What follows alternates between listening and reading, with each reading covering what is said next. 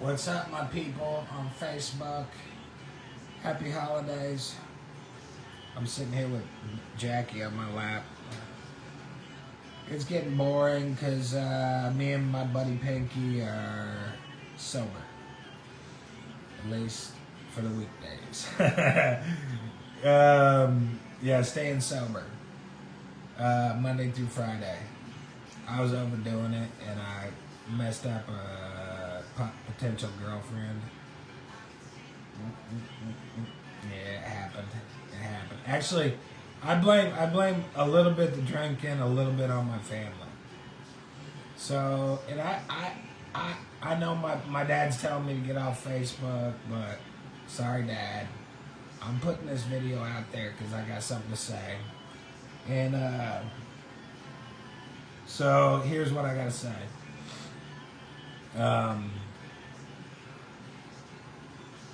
It has to do with making money for my book deal, and it has to do with me getting blocked because I spent like $4,000 on that book deal, but I didn't put it all together until a couple weeks ago. I mean, I knew COVID blocked me because my book was released in March of 21, and I decided then, and I knew it, I just forgot about it. There was nothing coming up until I was, screenwriting, trying to get a script. I'll get to that. That's part of it. But it was because of COVID that I couldn't get any money. Or I couldn't do book signings. And, I could have been doing speeches, making money off this book. But, and I wasn't going to go back like a couple of years later and say, okay, let's do book signings and try to get word out about my book. So I decided to go the route of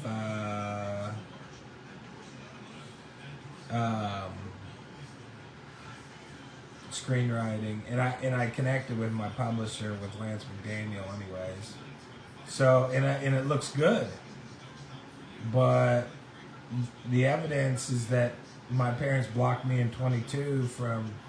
They basically blackballed me by suing me and disowning me. Because this executive knew about it. I put the perfect pitch out there back in November, and this executive gave me feedback about it, and it was real cool. It was real cool for the first 5 sentences, and then she said, "But we got to get to this. It was something like, what's going on with the family?" And I thought maybe she's talking about that dad suing me. And that lawsuit is all undercover anyways. I went to the clerk's office and I got sued in 14, which I just got sued for threatening to kill somebody. I mean, I wasn't doing very good. And I was in a psych ward and I threatened to kill somebody. So they sued me. That's what I gather. Anyway, so they kept. My dad did tell me that he joined a lawsuit too. Yeah, in 22, my dad's like, I joined a lawsuit. So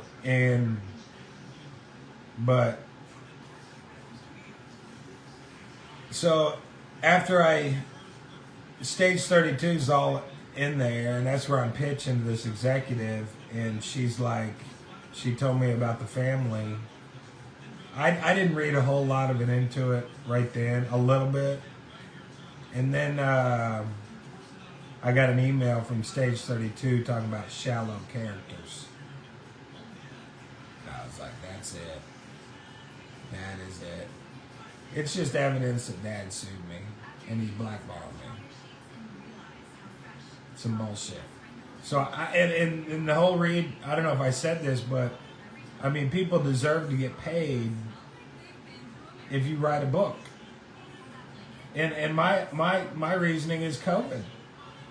Yeah, I couldn't do. I decided not to pursue the things that an author would do for their book because of COVID. And my parents didn't take that into consideration when they sued me and disowned me. So it's all bullshit.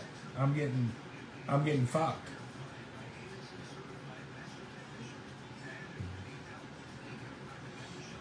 So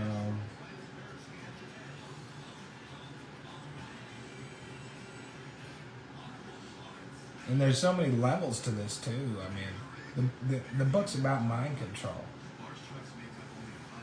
And I've talked to Mike Braun, and Mike Braun's like, or his staff, and his staff was like, this is some military stuff. They called me too. So it's like military and superhero, and I don't know. It's just, there's levels to the whole thing because I think people are getting mind control. I think everybody's got possession Havana syndrome. I don't know, but this I don't know how much this involves the state, but my dad knows that all the COVID part of it, and if he didn't know it in 22, he's stupid.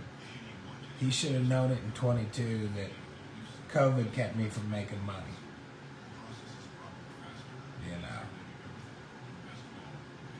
I told him, I was like, you pretty much owe me $60,000, and I told him why, because I want to get a documentary